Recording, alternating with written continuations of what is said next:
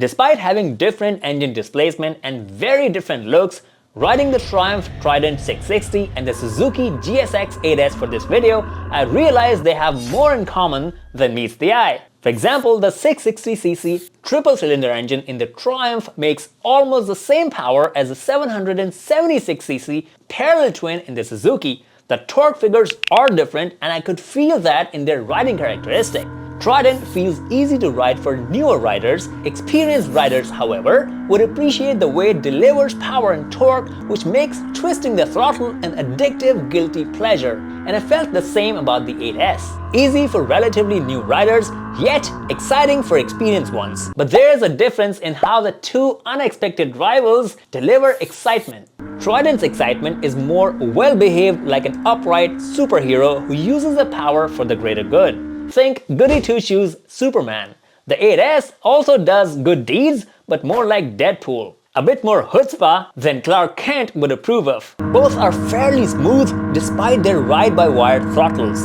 Interestingly, 8S throttle feels a bit more realistic and connected than the Trident, but you will only notice the slight lag if you are an ardent lover of cable-actuated ones. Another display of Trident's sensibility is that a bidirectional quickshifter is an optional excess. 8S brings that as a standard issue weapon just for fun and games. But interestingly, both are competing on prices across the globe just as aggressively as Marvel and DC are warring for a global fan base. And the battle for sophistication continues with the tech they bring to the table. Both get ABS, rider modes, traction control, LED lights and TFT dashes, fully controllable with nifty switch gears on the handlebars. But there is a bit of back and forth. Trident 660 has ABS, GSX-8S gets 2 levels, but both are standard and non-defeatable.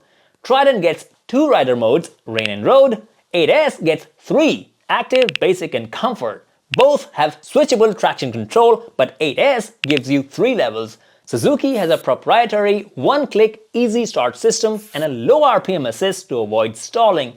Triumph doesn't have either. What Triumph does get is an optional Bluetooth smartphone connectivity module to control phone calls, music, navigation, and even a GoPro with the switchgear. 8S doesn't have any of that even as an option. USB charging is an optional accessory on both. I already love the simplicity and execution of the electronic rider aids on the 8S, but the Trident is also very intuitive and easy to use. But things start to diverge when you look at first impression attributes, looks and sound. I personally prefer the Trident 660's neo-retro looks over the GSX-8S sharp-edged modern Street Fighter aesthetic. Trident also looks and feels more premium. The tail is exceptionally clean for a stock bike, while the 8S's rear is as attractive as Deadpool without the mask. The rear tire hugger on the Trident may not be for everyone, and I find the tank a little bulkier than it needs to be. Darker colors do look better though. Obviously, looks are subjective, but I noticed how small the Trident looks and feels under the rider. And before I dive into how the seat height and weight feel, let me play the exhaust notes to give you a sense of what you'd hear.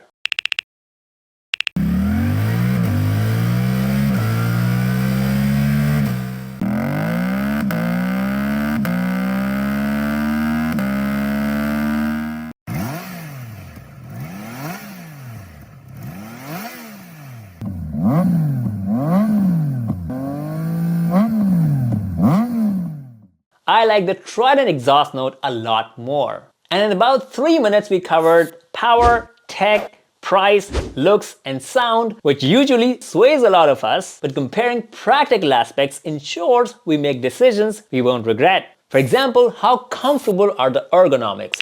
Both bikes have similar seat height. With a 29-inch inseam, I was able to flat foot both. The 8S weighs more on paper, but when riding or parking feels pretty well balanced and easy to turn in for all skill levels. The Trident, however, does feel lighter and almost as nimble as a 400. Rider triangles on both are pretty comfortable for my size and personal preference. Taller reviewers tend to like the 8S, but if you are taller than 6 foot, the Trident may be a bit cramped. That said, we all fit differently on different bikes. So I would highly recommend hopping onto both before buying one. The 8S seat, by the way, is stiffer than the Trident. Both bikes are great for short city sprints and occasional highway dashes, but neither is comfortable for anything more than a 100-mile stretch because of the wind blast. Although that only becomes apparent on highways. Under 70 miles an hour, it's not any worse than any other naked bike in the segment. And if you're thinking about a passenger in the back, unfortunately they're not going to like either of the tiny passenger seats unless they're the size of this guy. And before I talk about suspension, brakes, and tires, if you appreciate the due diligence and the work it took to make this video, give me a sign, hit the like button, and show your support.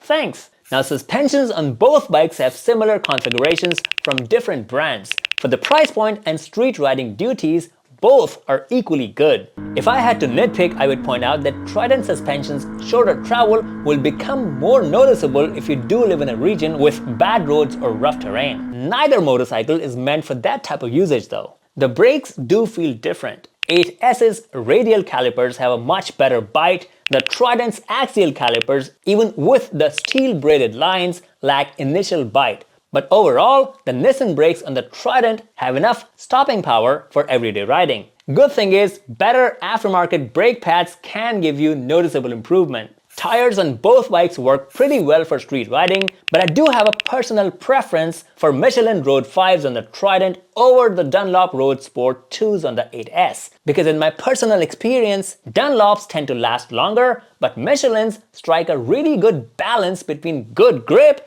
and decent mileage. Speaking of mileage, both manufacturer claimed fuel efficiency figures are pretty decent for the segment, and extrapolating those on their same sized tanks suggests a similar range. But a little research on Fuely.com suggests that Triumph claim may actually be closer to real-world fuel efficiency. 8S hasn't been around long enough for a lot of real-world user-generated data, but the bike I rode was showing 50 mpg. The Suzuki engine has a significantly higher compression ratio, so premium is recommended by Suzuki. Triumph recommends RON 91, which is 87 in the US. But if it was my bike, I would stick to premium for peace of mind. Another way the Triumph gives better value for money than Japanese counterparts is longer service intervals by a lot, even when it comes to valve clearance intervals. The reason Triumph is able to do that is because the 660cc triple-cylinder engine is derived from a bigger and significantly more powerful Daytona 675 engine, which has been detuned and therefore has higher tolerance now.